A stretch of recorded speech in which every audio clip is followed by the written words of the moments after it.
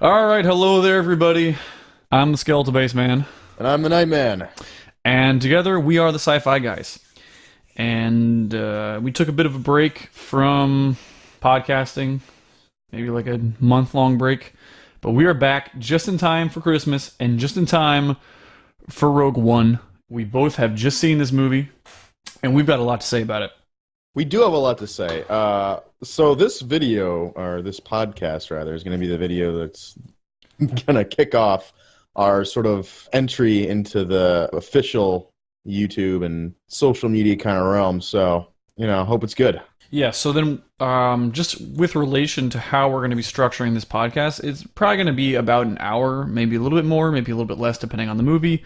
We'll see how long it runs. But yeah, that's 1 to 2 hours is probably going to be the time slot that we're looking at here. The general format's going to be we have some things we want to talk about the movie. It's not going to be a standard review. It's more going to be sort of our take on it. The things we liked, the things we didn't like. We're not really going to focus on explaining the plot to you or talking about the plot twists or whatever. That's not really what... That might come up, but that's not really what this is going to be about. And then relating to that, actually, the Nightman, you came up with a new scoring system. I came up with an all-new scoring system. Well, it's not new. It's just like, it made sense to me because I divided it into 10 categories, and then I gave each category a score out of 10.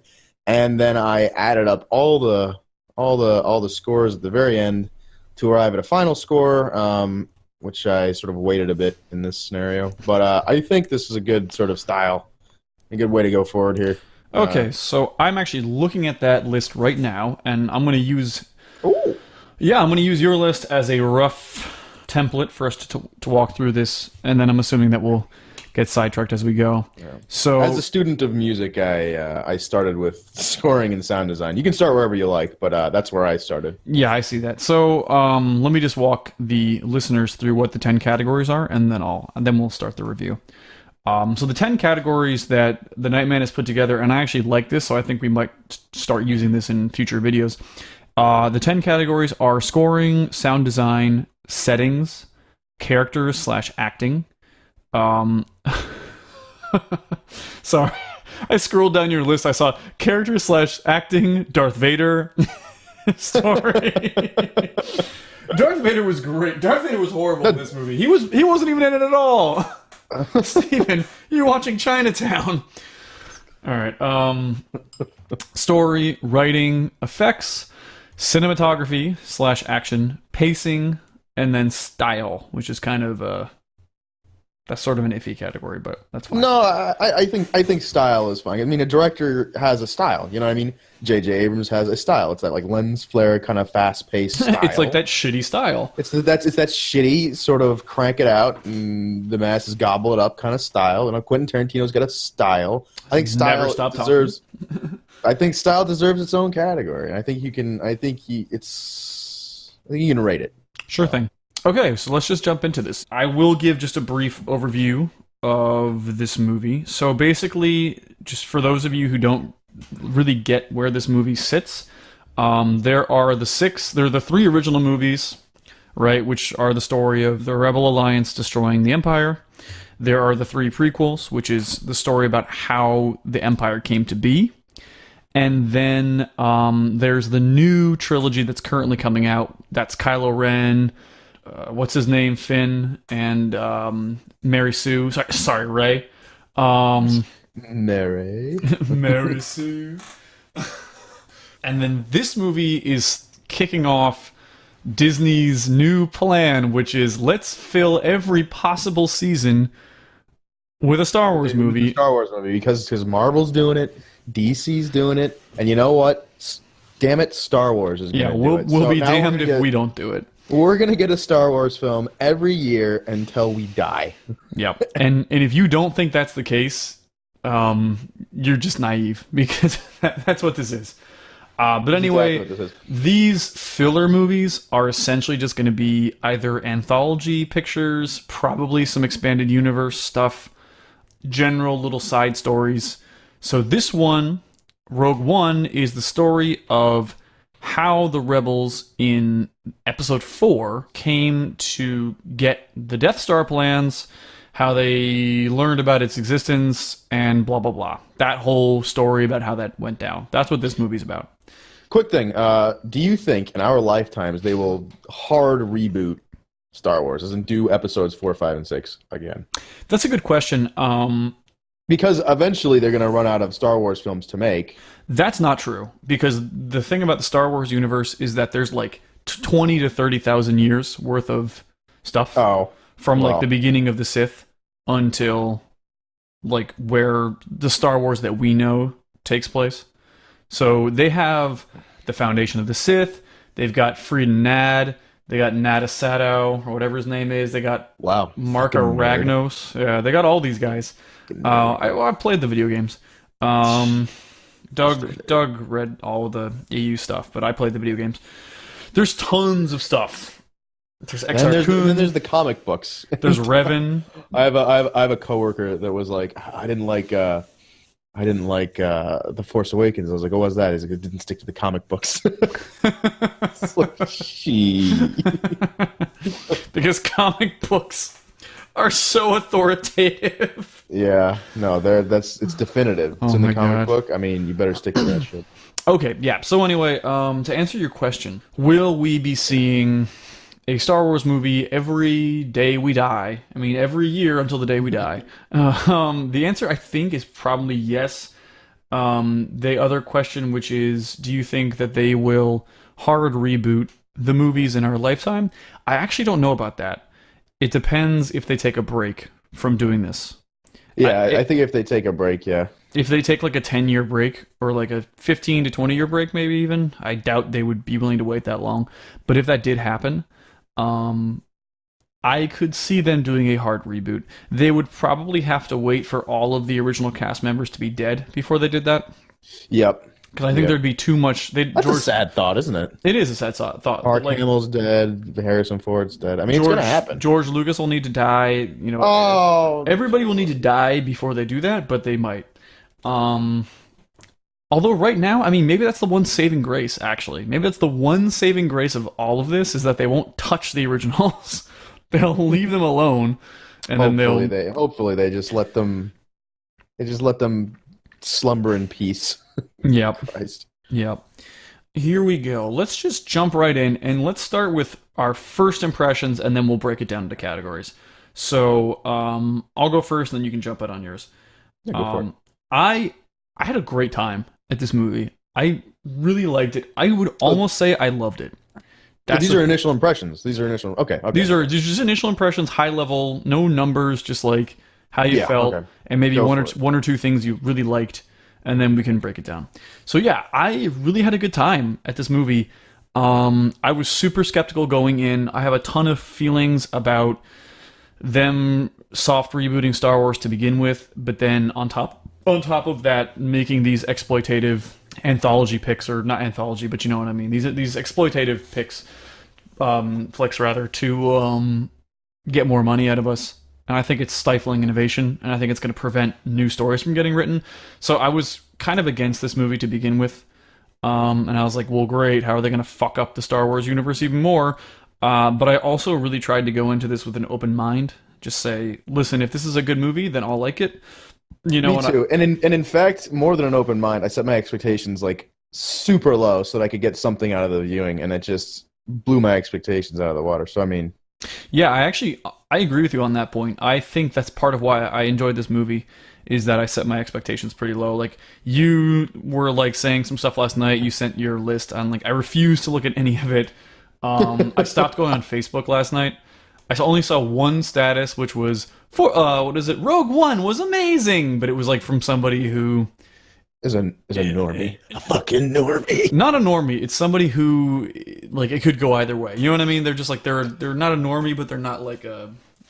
Oh, they're not somebody with the same taste as me. So it was like it was a statement that didn't. They're not affect. Smart like us. Yeah, so that was my impression. I liked it.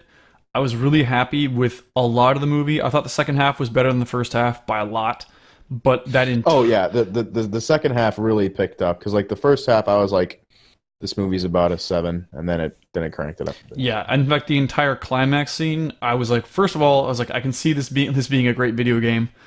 Oh yeah, yeah. If people Absolutely. still played plot-based video games, I don't know if they do. But if they did, this would be a great game to play. It was just really, and it was like well structured. It all made sense.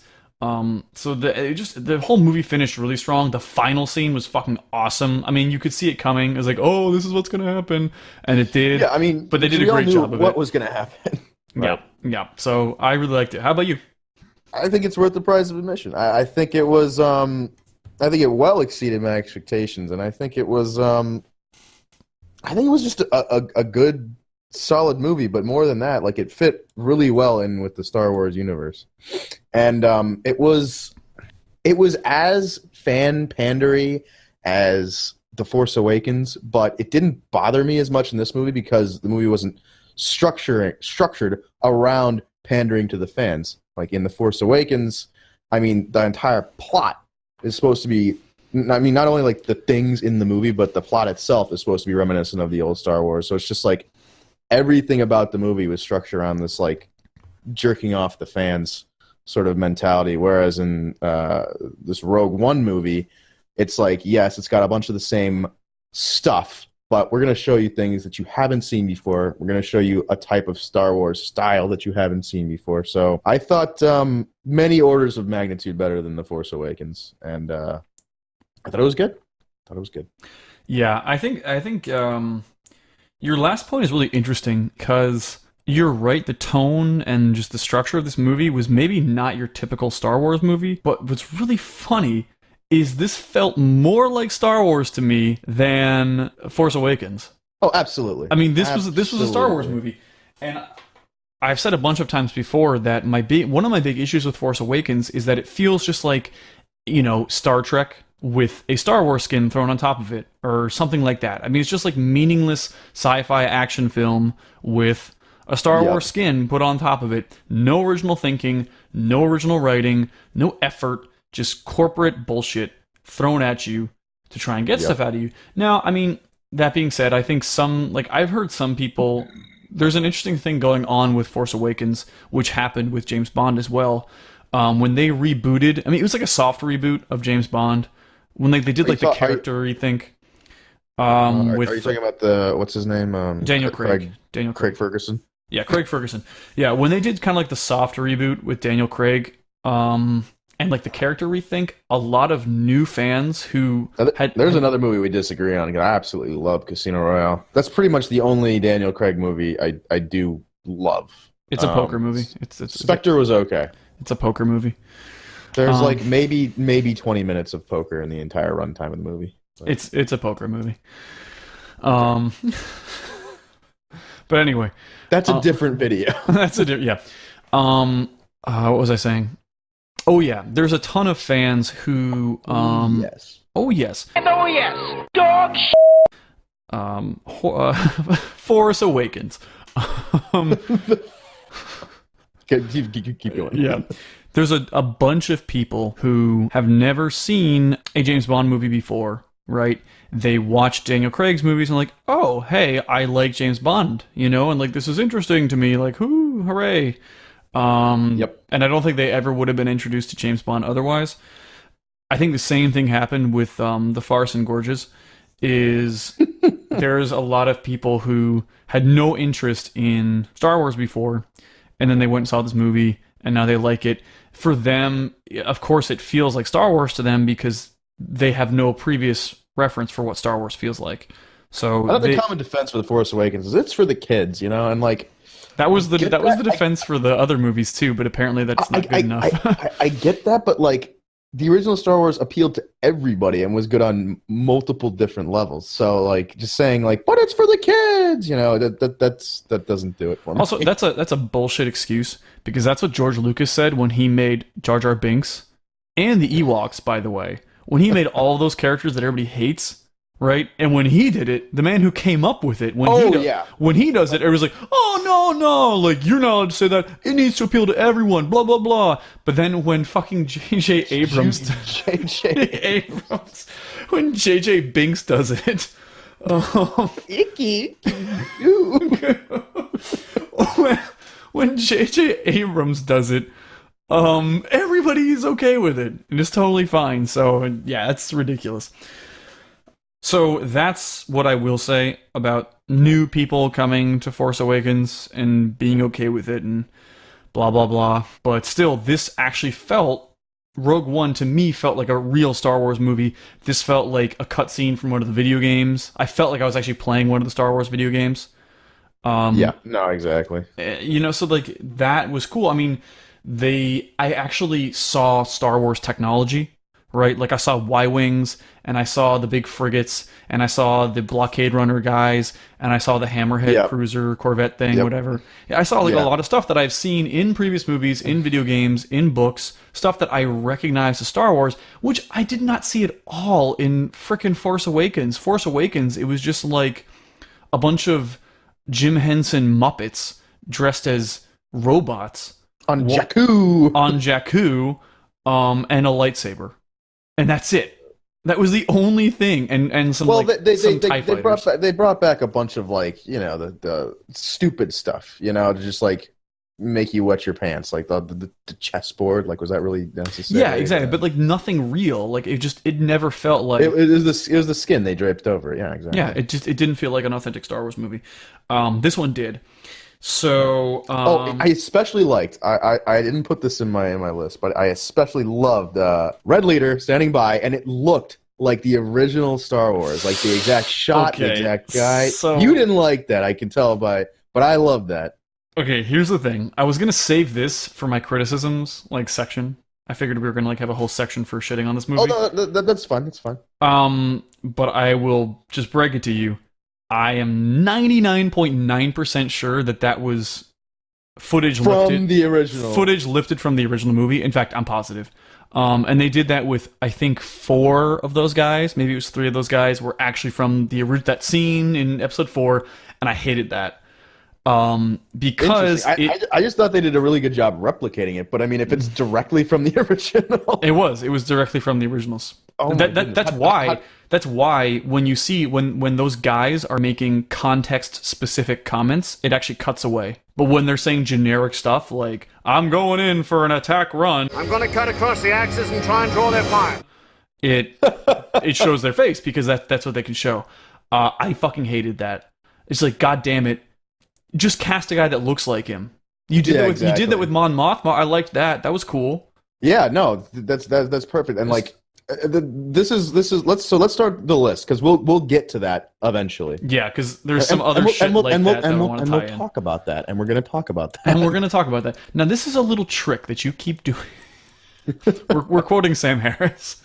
Right. By the way, so guys. let us start with some mundane kind of stuff. Okay, so here we go. On scoring, you give this a 6 out of 10. I gave this movie a 6 out of 10 on scoring, and as a student of music, I think I have the authority to talk about this. Okay, all right. I thought that every time they had an original theme going, it was just odd, awkwardly phrased. That whole So first of all, the movie didn't have a title crawl.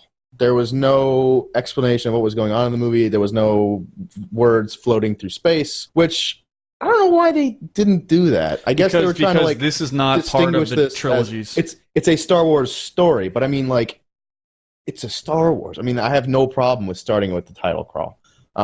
So instead of a title crawl, they threw up the title and then they played sort of a variation on the theme. And you're like, oh, it's going to be the original theme. And then it does this weird, happy thing. And that ends up being the triumphant theme throughout the movie. And it was just so bad. It was so bad. It was so bad. But as bad as that was, and this is why I didn't give the scoring a 0. There was a lot of moments in the film where the sound effects were scored into the music. Just like John Williams used to do with his music a lot. And there was one scene especially at the very end. I mean, all the sound effect, the musical sound effects at the end were amazing. And in the climax scene, there's one part where an X-Wing is pulling up away from the shield that closes and he can't fly through, and he's just barely gonna make it out, and he's pulling up, and the brass goes down with him and then comes back up in this big chromatic thing, and it just feels like an old John Williams moment. So I did appreciate the technicalities of that. Well, so I am not a student of music. So I don't really know. I can't break it down that way. But what I do know is I didn't really notice the beats like that. I was pretty in the action scenes. I was actually pretty taken in. Like I was pretty focused on the story and the action and what I was seeing on screen. Yep. And so I think the fact that I didn't notice the music is probably a good thing. Oh, definitely. Because that means it did its absolutely. job. But the thing that I did notice, and it took me out of the movie a bunch of times, was those horrible themes. Oh Yeah. my! When the two Star Destroyers hit each other and they're flying down in to the shield generator, it was like awful. It was so Yeah. bad. It was like it was weird. It didn't like. Why not just use a Star Wars theme? I mean, Yeah. like you were totally happy to do that in Force Awakens. You were totally happy not to write an original fucking note in Force Awakens, but apparently now you feel you have to actually like, oh. But don't you remember Ray's theme? Dun dun dun dun dun dun dun dun dun dun. Oh wait, no, just kidding. Bum ba-da-dum, bum bum ba-da-dum, bum ba-da-dum, bum bum. I finally Oh, is that it? That's that it. I finally memorized it because I've listened to it so many times trying to remember. It's so it. generic. It's not a theme. It's more like a riff. You know? It's more like a vamp to get you from one. In fact, exactly. it sounds. If you listen, we're not going to play it right now. But if you go back to the first of the reboot Star Treks, the 2009 Star Trek, listen to the music. Right when Kirk's father crashes his ship into Nero's big mining vessel, and it shows you the little pods running away.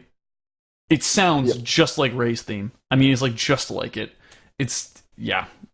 Speaking of things that sound just like other things, there's a theme in this movie that sounds like the Overwatch theme. I don't know if you noticed it, but it was like bum bum bum bum, or it was like minor though. It was like ba ba ba ba ba ba ba, or something like that. But it was like the exact. It was like the exact beats of the Overwatch theme. You'll if you go and looking for it, you'll hear it. Oh, okay.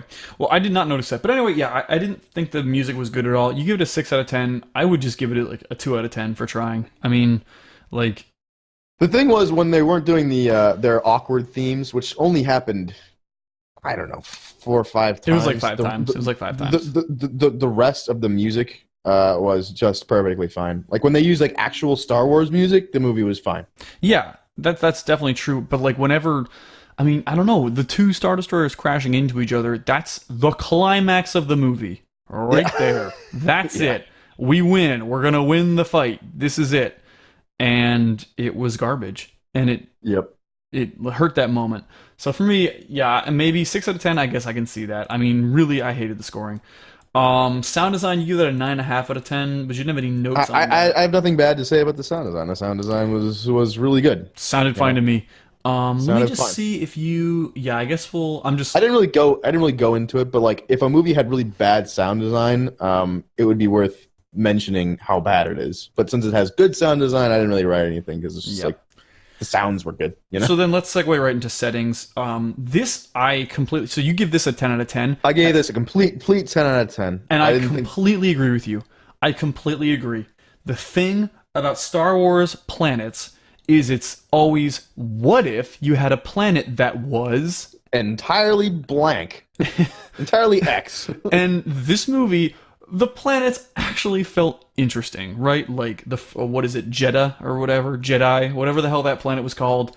It was like kind of like Tibet, Jalappo, Jalopy. It was kind of like it was kind of like steppe land, like deserty, sort humans' of right violations in Jalappo. Exactly, something where you could see there being some sort of autocratic dictator, and some human rights violations going on. That's what that felt like. It didn't feel like a planet that I'd seen before, except maybe the planet where the battle happens in episode 2. Maybe that. Planet. And I will also say too, I like that the streets felt like they were sort of like the streets of Chinatown, you know, late at night, it's all cramped and everybody's, you know, together, and it had this like sort of, I don't know, organic feel. And then in contrast to The Force Awakens, you like enter the bar and it's just like this goofy comic book bar, you know, which wasn't exactly what the cantina was in the original. I mean, I can see what you're saying. they tried to simulate the canteen. It didn't work out because it just came out so goofy, you know. I mean, And it also just didn't have a place in like the modern, like some things don't translate 30 years, you know, or 40 years. Yeah, I think one thing I'm getting a little bit sick of, though, this is something that not just Star Wars, a lot of movies do this when they want to convey, like, you're a fish out of water. You know what I mean? Like, you're not in Kansas anymore. And I don't want to sound like an SJW, but they take some white characters and they throw them in with a bunch of Asian people who are, like, playing with, like, an octopus in like wagging an octopus in your face, like there's a crying Asian baby, and then, like, somebody's, like, slurping noodles really loudly in your face or something. Or like, a guy missing a couple of his front teeth, like, spits at you or some shit. Yeah, no, it happens all the time, and I'm really... This isn't... I mean, I'm sure some people complain about this from, like, a racist perspective. I can see how you could interpret it that way. I'm getting tired of it because it's a little bit lazy, and it's starting to feel a little bit dated.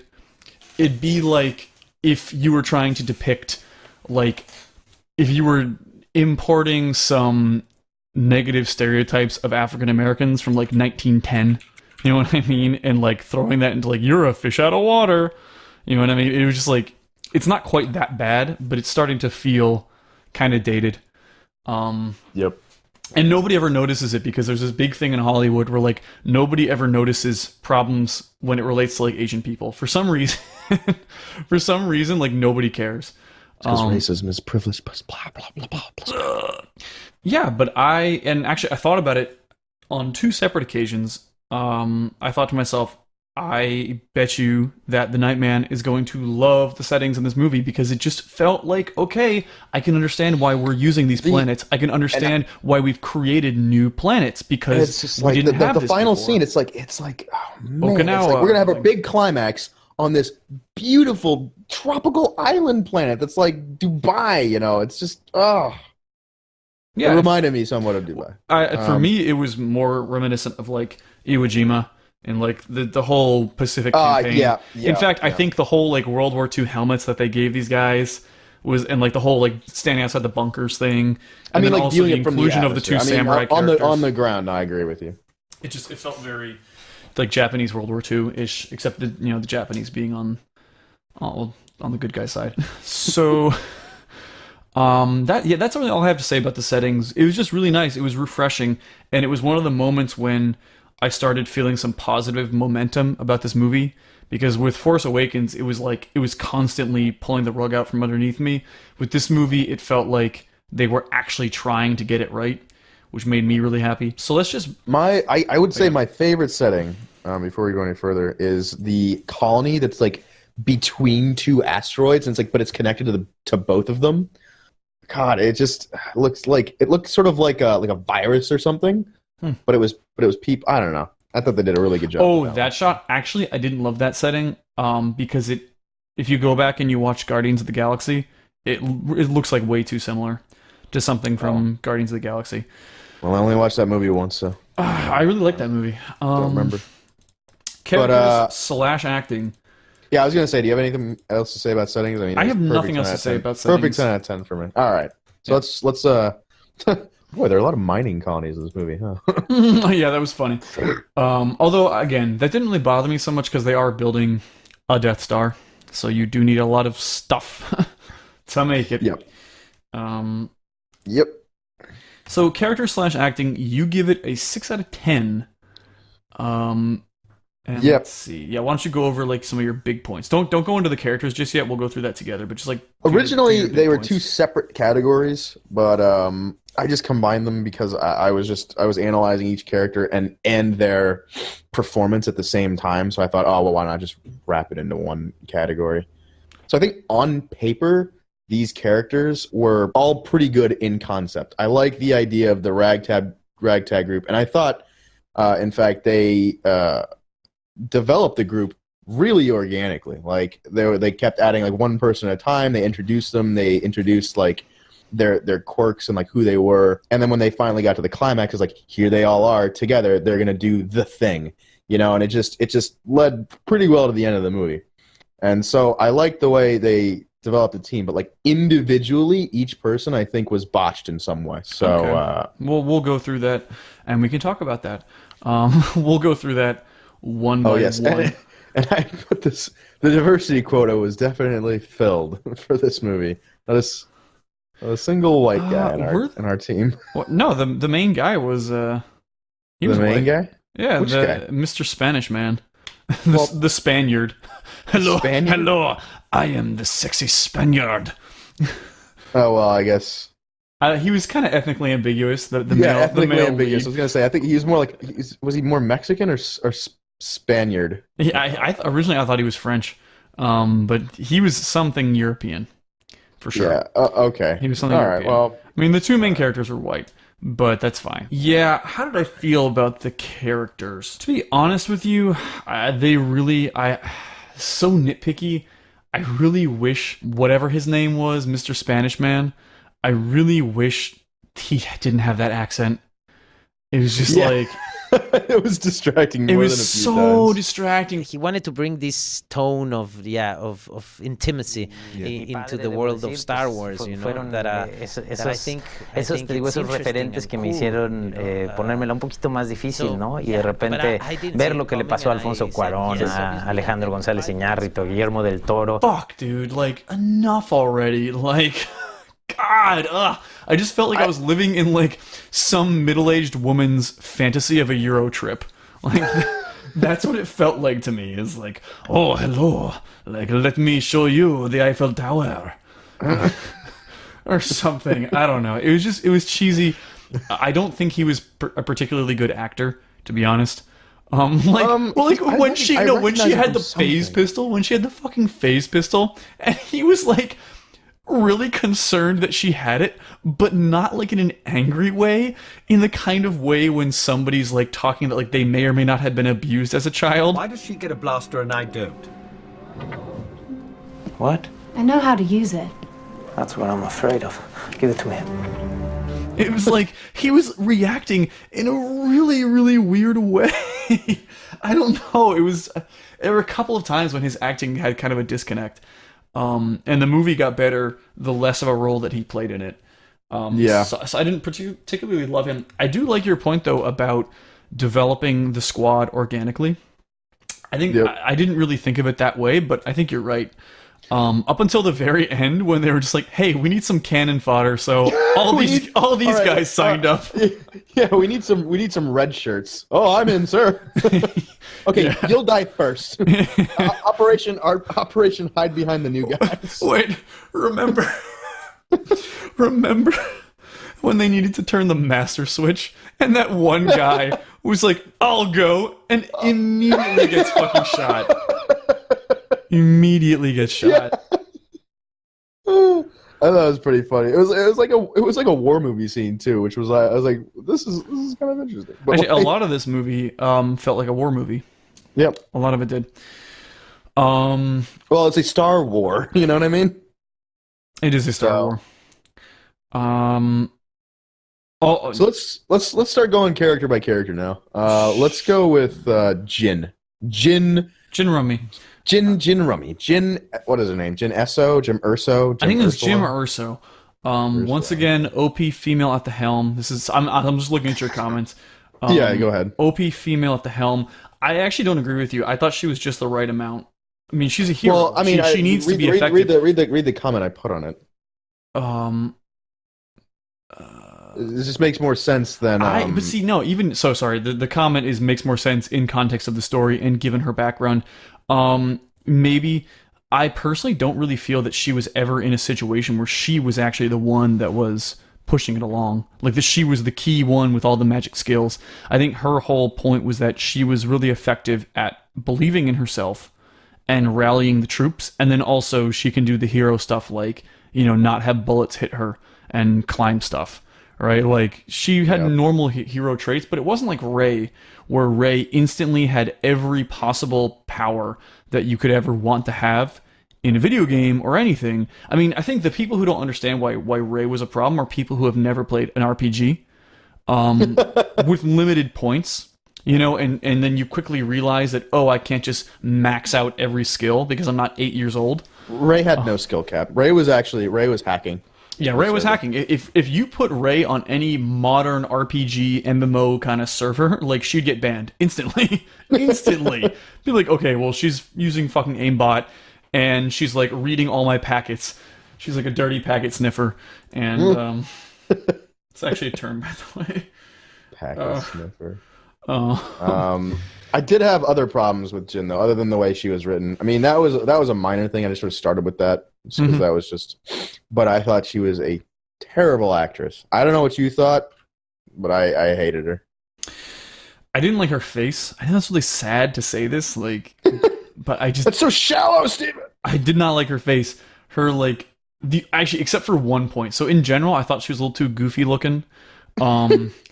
With like her big old teeth and everything. I know this is really mean. I know this is really mean. I'm just saying, I thought she was a little bit too goofy to play like a rough and tough street criminal, right? Except when they got her in the little black stormtrooper outfit and only her eyes were showing. And then I thought she was like the cutest thing to ever be made.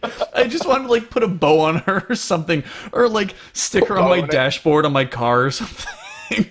Like she was just like adorable when she got that because she had those huge eyes, you know. But in general, I also think it's worth mentioning at some point. This is real non sequitur here, but the critics like this movie less than they liked The Force Awakens. That's how I knew you liked this movie. By the way, they gobbled up Force Awakens, and then they're like, I read some of the negative reviews on this. It blew my mind. It's like. The negative reviews were like, they're obsessed with wallowing in the past now in this movie. And it's just like, what? Yeah, yes. What? It's just like, because they only see the skin. That's all they see is the skin. You know what I mean? Oh my God. Because it's skin deep, yes. There's the Death Star. There's the Star Destroyers. It's like those things existed in the time period. What do you want me to not show them? Wow. Holy shit. Yeah. I didn't read any reviews before this because I knew it was going to ruin it for me, but what the fuck? Yeah. Oh my God. God. I mean, I only read like one or two, but it's just like, I was just like, well, these critics couldn't be further from the mark. Yep. Yeah, actually, so this is the thing. So you go on in your point here, thank God it was an ensemble cast, and that's the thing. So many people talked so much, nobody really had that many lines. Yeah, exactly. By themselves. She was. I wouldn't even say she's the. I mean, she is the main character. She's our main heroine. But like, everybody had sort of equal parts in this. You know, this is pretty story driven. This is a pretty story driven. Exactly. Movie, which is funny, by the way, because that's what everybody gives Episode 1 shit for. Is that it's too much of a story thing, and there's not enough characters, and there's too many characters for there to be much character development, and they're all thrown together in a big gamish. It's just, ugh. Anyway, yeah, to be honest with you, I did not feel too many moments where I thought she was horrible. I mean... Okay, the hologram scene where she's... The hologram comes on, he's like, I love you, and she, like, does this fake crying thing that's very clearly fake, and she's, like, trying to squirt these tears out, and it's just like, ugh. I think I'm, to be honest with you, I think I must have looked down during that part, because... I don't actually remember. I remember that scene, but I don't really remember what her reaction was. So I think I just looked away when that happened. Paid $15 for a movie to look at the ceiling. Anyway, I didn't pay any money for this. This is a company event. Oh, did you really? I saw this for free. Yeah, it was a company event. Ooh. Yep. Yeah, pretty good. But anyway, no, it was terrible. Mark, take my word for it. It was really forced. And it didn't help that Forrest Whitaker was like in the same room because he's just like, oh God, yeah, we'll get to him. We'll get to Forrest Whitaker. We'll get to the first half of this movie. Let's accelerate a little bit through these characters. I don't want to go through one. K2SO. Let's go with him because he was one of my favorite characters in the movie. That's funny because I hated him. You hated him? I hated him. I thought he was just the appropriate amount of comic relief. He's just what you needed in this movie. You know, he's this movie's R2, our C3PO. You know? Yeah, I got that. What I did not like is that he was not only philosophical but incredibly emotional. And that just is weird coming from a robot. So is C3PO.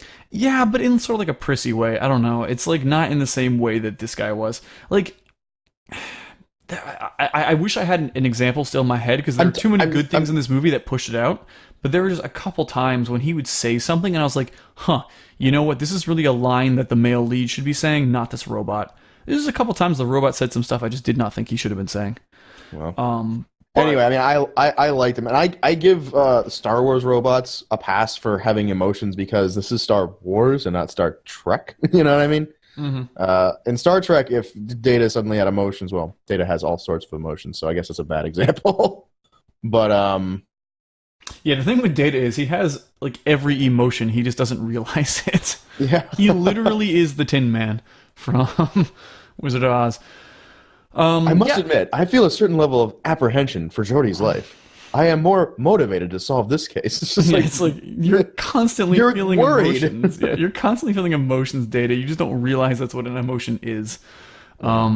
It's fucking emotion ship. God, anyway, speaking of shit, we're nerds talking about Data. Yeah. Well, anyway, let's keep going. K2SO. I liked him. You didn't like him. Yeah. It's, I also liked the Alan Tudyk. I don't know how do you pronounce his name, but he's the guy from Firefly, and of course he dies in the end. Spoiler alert!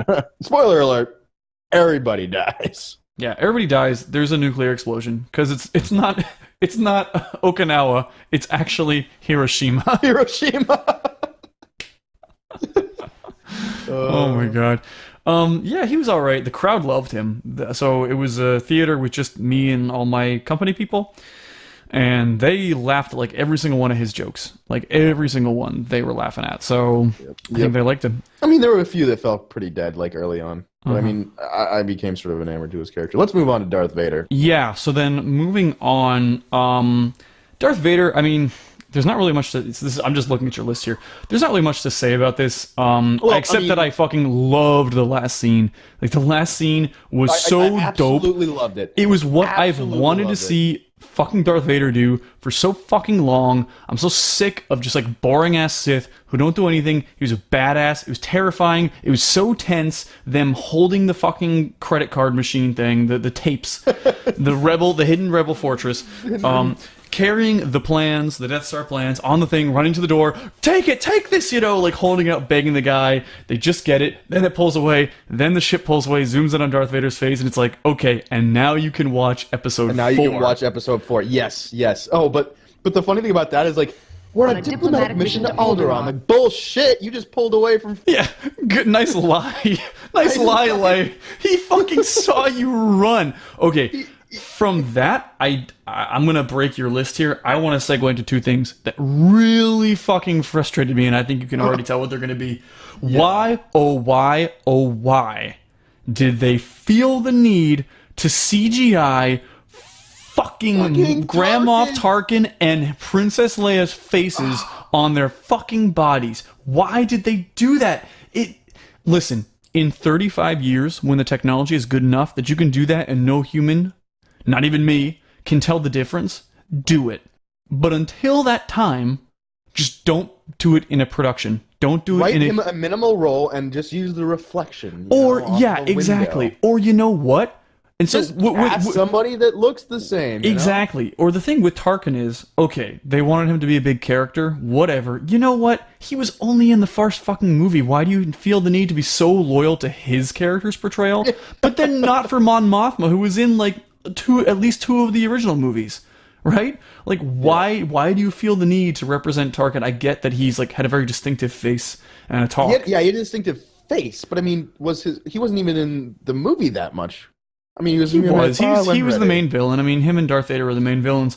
But yeah, I mean, that was such a weird. That was a head scratcher. I don't understand why they did that. I have no idea. It took me right out of the movie. By the way, scroll down to General Tarkin and then click on that link. Okay, let me see here. Oh, it looks like a bad video game. Like, look at that. Yeah. It does not look real at all. I mean, like, I think the animators could have done a better job too. I mean, even his muscle movement on his face was not realistic. This is why I don't understand why they do this. If you just put him in a still shot, a freeze frame next to another actor with that and put them kind of far away, maybe some people wouldn't be able to tell. But when you put him dead front and center in a scene and close up, like on his lips, while he's talking and emoting, it's not going to look real. So just, you know what? It's okay. I understand you have to cast new people, right? Use just camera tricks. Just do it. Just do it. Or just cast a brand new actor who only kind of looks like him, or maybe one who doesn't look like him at all, and we just deal with it. You know, we just fucking move on. Yeah, and they're exactly. like, okay, I get it. You have to cast new actors. That was one of those things where it's like, okay, well, it's fine. I mean, I was able to look past it because he was only in the movie for a grand total of like 30 seconds. You know. Moving on. Let's go back to where we were. So we were at Darth Vader. So the next thing we have to talk about is the big villain, Captain Krennic. Okay, so here's the thing with Krennic. I thought he was pretty standard. You know, he wasn't great. He wasn't bad. I mean, He was. This is what I originally thought this movie was going to be, and I wish they had done what my initial impression was. When I first saw the preview, I actually thought he was Tarkin. I actually thought he was the recast Tarkin. And I was like, yeah, that would have been fine. Like, why I was did like, we need the two? he's like gray haired and kind of like long face. I can see him being like a Tarkin kind of. But yeah, then you can't kill Tarkin at the end. You know what I mean? Well, you don't have to kill the villain.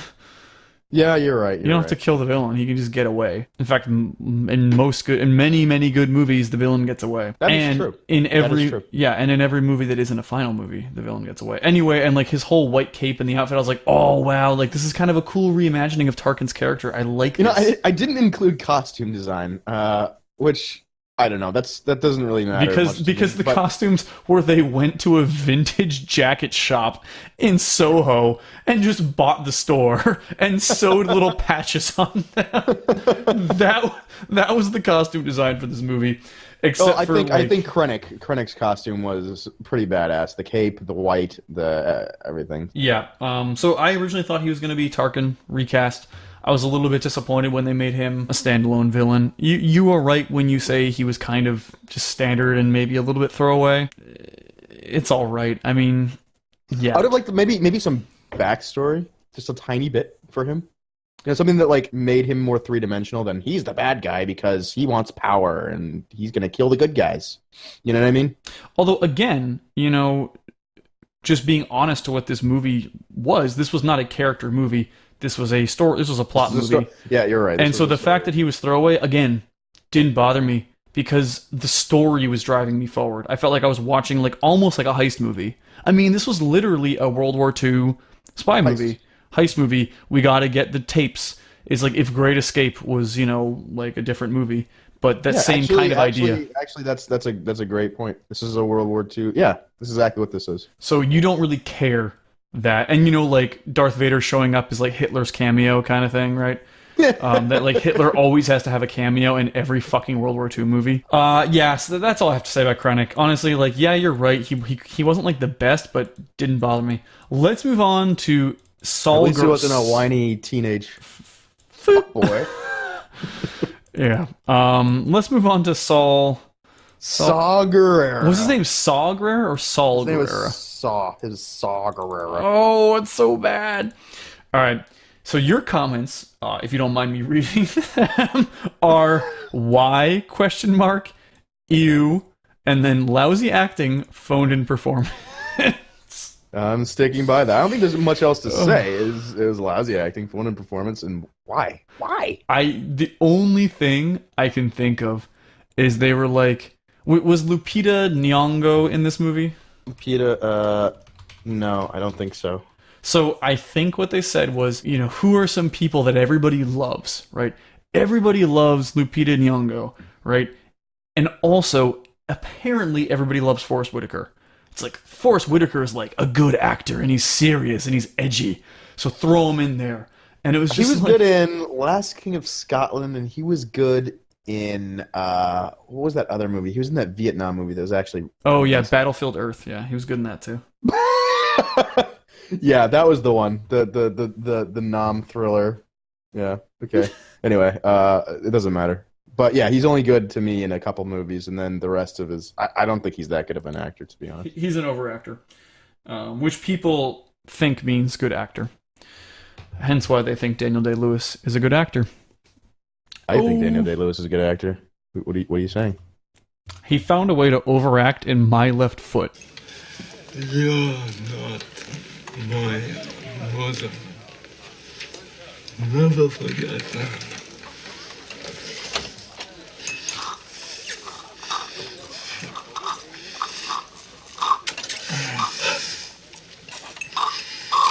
I drink your milkshake. That's how I know. An overactor, maybe, but fun to watch, definitely. I'm not saying that. I love his movies. So I'm not saying that I don't like his movies. I'm just saying I love Mel Gibson, right? But I mean, Mel Gibson is like the biggest. He invented overacting, so it's just being honest. But yeah, the first half of the movie, it was okay.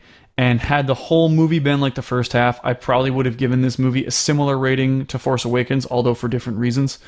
But what wound up happening was that after they left Jeddah, it really picked up. And here's actually a couple things about the first half of the movie that I thought were really important. A, it established a lot of the characters. B, and this is the big, big, big one, it established the stakes. It established the stakes of everything. It gave us a chance to see why the Death Star is dangerous. It gave us a chance to understand the role that her father is playing in the world, and that why he is going to be important. It established her centrality to the story because she's the one that knows the message. And she's the one that knows the father, and she's the one that connects with Saw Gerrera. Yeah. So, and it also establishes her as a character of hope, right? Which is like her big thing. Like why I said it didn't really bother me that you might think she was overpowered, because I actually didn't get that impression at all. It was just that she was really hopeful and motivated people around her, which I think is exactly what a hero is actually supposed to do. Especially in a team movie like this. So for those reasons, the beginning of this movie didn't really bother me too much. Let's move on to the next guy. I think I was more just offended by her acting. But I mean, yeah. It's one of those things. I mean, you don't like Jesse Eisenberg? I hated this actress, whatever her name That's is. Fine. I mean, I didn't love her. I liked her character. I loved her when she was in the little outfit. I loved that. In fact, if she had been in that outfit the entire movie...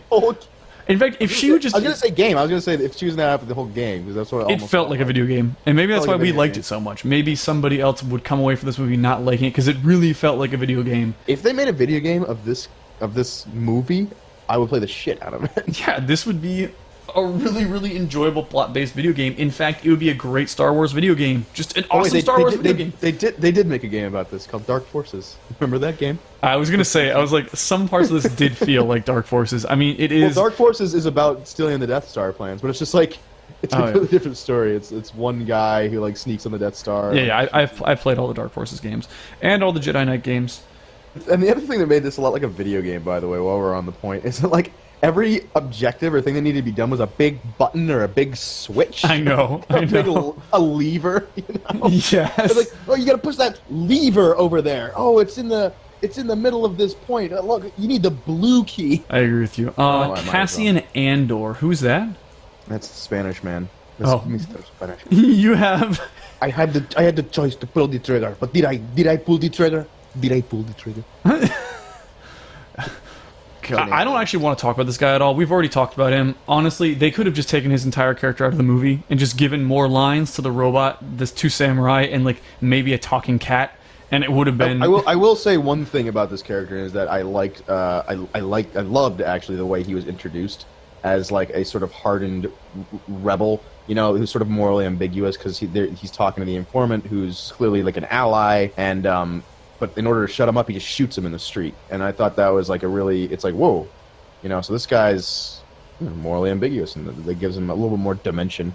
And I thought that introducing him like that was pretty ballsy. So I did like how they did that. But other than that, yeah, cringe accent, cringe as fuck. Yeah, I really don't want to talk about him personally.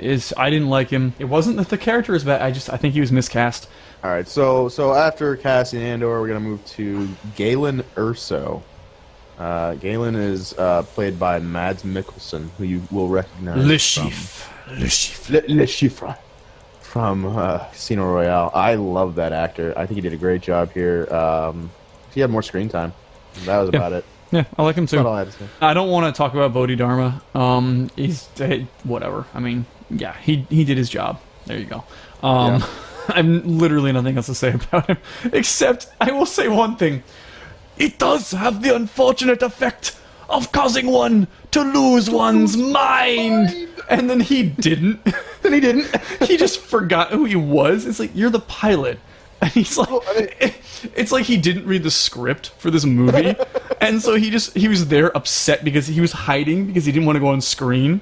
And they were like, dude, it's okay, you're the pilot. He's like, I'm the pilot.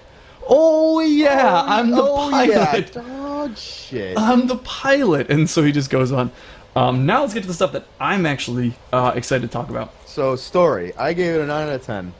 I gave it a 9 out of 10. I just thought I gave it the 9 out of 10 just because some of their decisions with the character deaths, some of the weird decisions early on. But yeah, I think the story was very strong. You know, it led to a really nice climax, really satisfying ending. So yeah, I completely agree with you. I think the story was well conceived. There's just a lot of stuff I appreciated about this, and I hope that it can kind of inform some people about my issues with Force Awakens. It doesn't bother me that you do fan service out of hand. It doesn't bother me that you're building off of what has come before you. You know, as evidenced by the fact that I liked this movie and that I liked the story, right? Which is like, hey, you remember this, right? Well, here's what happened behind the scenes. It's like that kind of movie, you know? it didn't feel like. So here's an example. It just wasn't shit. I mean, they did a good job. Like they made sure that if we're gonna do this kind of stuff, the rest of the movie actually has to be good. We can't just live off of a bland action movie with a bunch of flashing lights and then fan service. That's not enough, you know? I mean, it clearly is for a lot of people, but that's not enough in general. This movie didn't suffer from that. I think it also benefited from being a closed story. Like, it had the start and the finish, and, like, it wasn't a member of a trilogy like The Force Awakens. I think a lot of our criticisms... Not a lot, but I think if they do a good job with the second movie in this new trilogy, it might alleviate some of our problems with the Force Awakens. I mean, it's true. There's no open ends. I mean, there's no open ends that haven't already been closed 30 years ago. But anyway, like I was saying, it took these building blocks, like any action movie has to, if it wants to be a real action movie, and it executed very well on that. To give you a counterexample, the movie Suicide Squad, it took the building blocks and then it just like cut them into weird little pieces and then glued them together, right? Also, the introduction of the characters was done in a montage right at the beginning of the film. Like, the movie practically opened with a montage introducing all the characters. It's like, and now they're together, woohoo! You know? They really could have just handed us a playbill like they do in Broadway, and we just read the bios and then they show us the movie. I mean, that's essentially what it was in Suicide Squad. Whereas this movie, I think, is a really great example to people about how you can execute well on a formula. Yeah, I mean, it was just like the whole big final climax. That was a classic, like, objective-based. Okay, you do this, you do this, you do this, and then we'll all meet here. You know what I mean? Like that kind of story. And they just showed you how you apply that on a unique scenario, right? And they did that a bunch of times throughout. That just, and this leads back into the pacing. You have a lot of points about pacing, but I'm going to talk about it a little bit here. That leads back to pacing. When you execute well on formulas, it leads almost necessarily to good pacing, which really helps people not get taken out of the movie. You know, there were only maybe 3 or 4 times in this movie that I got quote-unquote taken out of the movie. Almost every other time, I was, frankly, on the edge of my seat. Like, I was in it, you know? The pacing, by the way, I gave a 7 out of 10. I thought the pacing in the beginning was up and down, like you said, because of the whole Jeddo, you know, business and, you know, establishing the characters and stuff. I think by the end of the movie, when they was doing that big climax scene on planet Tropico, whatever. it was like Shafir. I think it really, really, really hit its stride for a lot of it. Like, the pacing was like, they ratcheted it up. It's like, here comes the big moment. And what really bothered me about that final whole sequence was they kept doing these cuts to our characters going through this nitty-gritty procedure of retrieving this data file from this thing, you know? And it's just like, okay, we gotta press up. Okay, now we gotta get it. Okay, we gotta climb to it. Oh, the power's out. We gotta get the data file. I don't know. It took me away. They spent a little bit too much time focusing on that. They could have just done it in one sequence and then bring us back to the fight scene. You know what I mean? So... So my only way to respond to this is once again to take us off this topic onto another one, but I have to, because actually I want to get to some of the issues I had with this movie. Yeah, go ahead. So this actually is kind of a stylistic point. And I get that they want this to feel like the original Star Wars because it's taking place around that same time. But you know what? I don't think anybody will give you shit for kind of admitting that those movies were made in the late 70s with 70s technology. So buttons and levers and turn dials and analog was the only thing. Like digital was not a widely known concept in the 1970s. And I do like that, for instance, the Rebels have shittier technology than the Empire does. You know, I like that. That is nice. What I don't like is these big static star charts that make no sense in a modern context. They only make sense in a context that nobody knows anymore, right? Yep. That probably more than half of living people don't understand. So just get rid of it. You know what I mean? Get rid of it and make a dynamic display board. What? Nobody's gonna fucking freak out about that. You pulled the fucking blue lightsaber out of the center of Bespin, and you can't give me a fucking moving display board? You're still making them touch these big fat red buttons and push dials and levers around? Are you fucking kidding me? So you clearly have a big problem with this. I did not. To me, it's just a skin. You know what I mean? So it's just like, so we've draped a skin over a story-driven movie. You know what? Who cares what the skin looks like? But this is why it's an issue for me.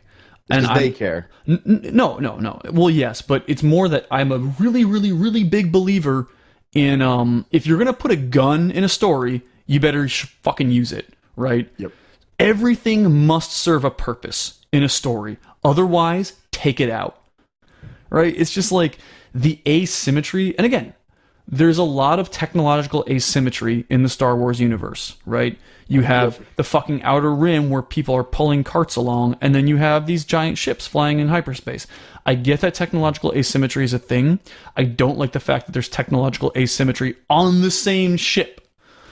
Yep. You know, it's just, it doesn't make any sense to me, and it's like you look at the new Star Trek, even the new Star Trek movies suffered from this, not with the technology, but for instance, everybody was so happy that the uniforms looked just like the original uniforms. But here's the big thing. The women were wearing fucking mini skirts. You're telling me in 2146 women are still forced to wear fucking mini skirts? Are you kidding me?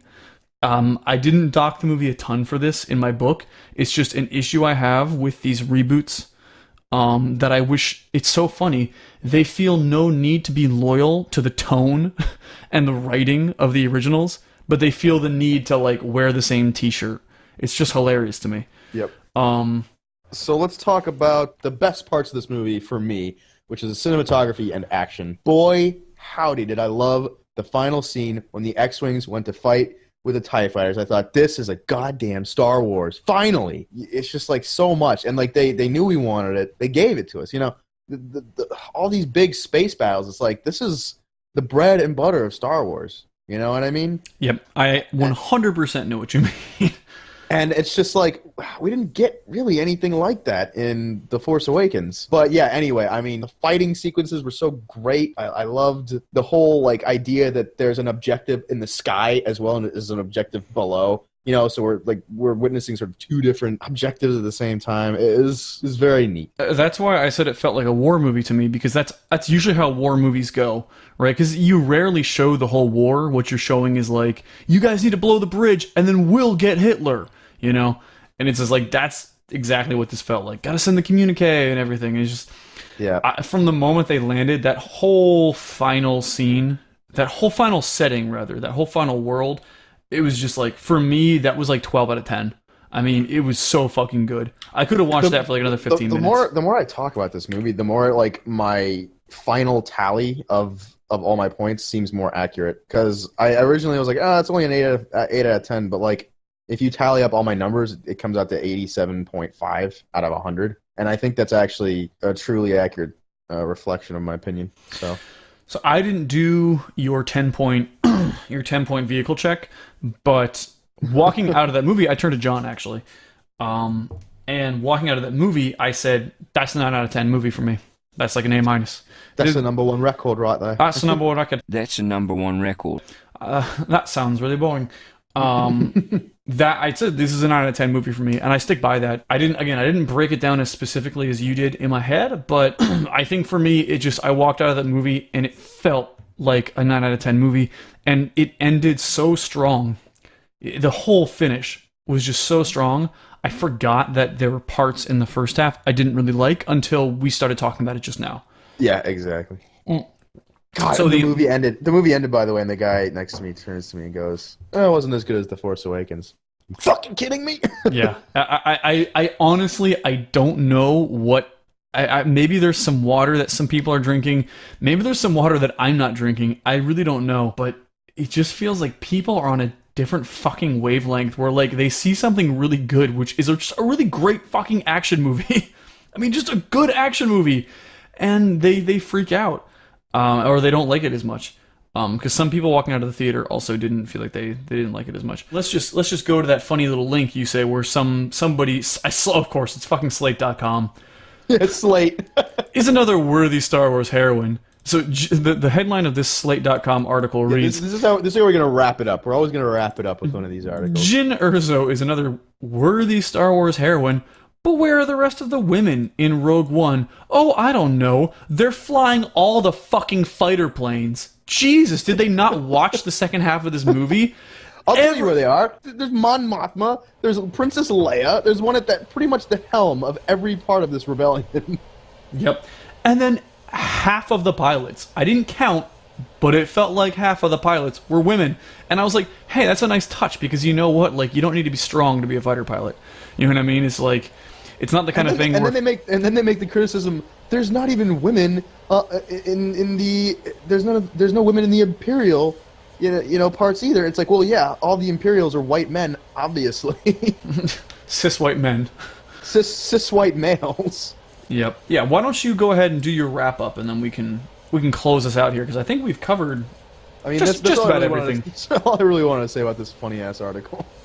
That's fine. Why don't you give your wrap-up of the movie, I mean. Yeah, I thought it was an excellent movie. I thought it stood in real stark contrast to The Force Awakens, just light years ahead of it. Or not ahead, but yeah. I thought it had a lot of really, really nifty parts. I thought the story was awesome. I thought the fan service hit it just right. And the point I wanted to make earlier, by the way, I wanted to make this point earlier, is that the fan service was built around the story. It was sort of incorporated into it. But you could tell they came up with the story first. And in The Force Awakens, you're not so sure.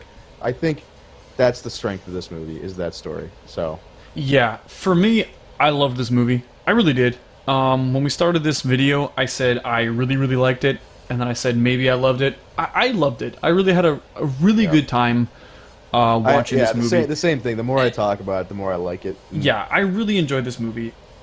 It just did so many things right for me that I think other, not just sci-fi or action movies, other reboot movies should just take cues from. This shows you how to deal with familiar material in a new, in a novel, in an interesting, and also in a faithful way. This felt Star Wars to me. And I was the biggest concern I had was that it wasn't going to feel like Star Wars. This did for me. It was very satisfying to realize that maybe Star Wars isn't a dead franchise for me. To be honest, I was starting to get the feeling that maybe I was going to have to leave Star Wars in my past, and just enjoy other stuff. But this shows me that I can still enjoy Star Wars, that there still will be good Star Wars movies made. Yeah, I totally agree. I think this gives future either anthology or future Star Wars stories, as they're calling them, a baseline of, how to structure it, where to take your material from. If you're going to throw, and I think you made a nice point actually, with the fan service, and I feel not just about the fan service, but every Star Wars icon, like the Y-Wings and the X-Wings, they actually showed Y-Wings bombing stuff, because Y-Wings are bombers. Bombers, yeah. If you ever played a video game, you'd know, or read a book, they're bombers, right? And they showed them actually bombing. And so that's what I mean. If you're going to put something in a movie, it needs to have a purpose. They put Y-Wings in because they needed to bomb stuff, right? Yep. And they did that across the board. The only time where I disagree that the fan service was appropriate was the stupid C-3PO R2-D2 cameo. Yeah, you could have shown them. I would have been okay seeing them briefly. I would have chuckled. They didn't need to have a line. That was too much. It was just like, why? Okay, fine, whatever. And then showing but then Leia's it doesn't make face. any sense. They have the fleet flying away without R2D2 and C-3PO, and then at the end of that, in the end of the movie, it shows the blockade runner leaving. What is presumably right before the fourth movie. Where's C-3PO and R2-D2? Do they just leave them on the planet and they teleported? That's a good point. Anyway, that is probably just something that they just forgot about, overlooked. That's why you don't do senseless fan service. Why you don't do senseless? Because then it makes no sense, and that's why The Force Awakens sucks, because they did that constantly, and that movie makes no sense because of it. That's why you don't do this. If you're watching this, now you know why The Force Awakens sucks. You don't jerk off the fans without the right context. They need the right context. Yeah. But anyway, thanks so much for watching, everybody. We've had a blast bringing the podcast back to life and giving you guys our first takes on Rogue One. We're going to be doing this probably twice a week from here on out, so you can look forward to that. Might not always be a full 2 hours, but depending on the movie, we got lots of stuff to talk about. We have a blast doing this, so please like, share, subscribe on YouTube, subscribe on SoundCloud if that's where you're listening to this. Leave a comment on a video with how you feel about this movie and maybe how you feel about our take on it. And thanks so much for listening, everybody. We'll talk to you guys next time. See ya.